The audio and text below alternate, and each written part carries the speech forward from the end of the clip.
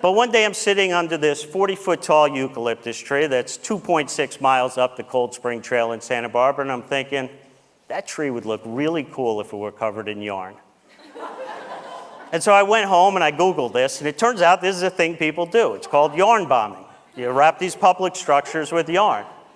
And the second annual International Yarn Bombing Day was just 82 days away. So for the next 82 days, no matter where I was, if I was in a board meeting, on the trading floor, in an airplane, or in the hospital, I was knitting, one stitch at a time. And 82 days later, I had done my first ever yarn bomb.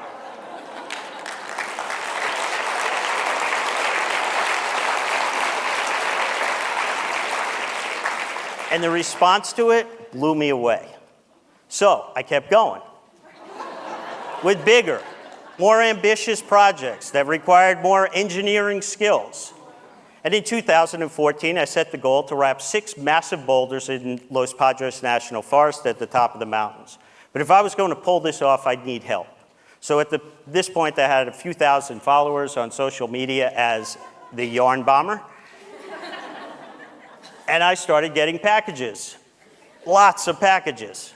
388 contributors from 36 countries in all 50 states. In the end, I didn't wrap one massive boulder, I wrapped 18.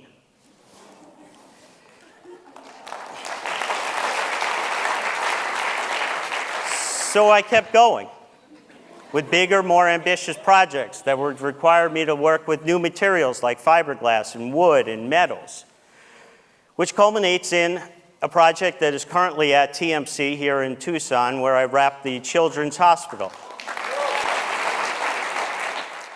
Along the way, I stopped knitting. I never really liked it.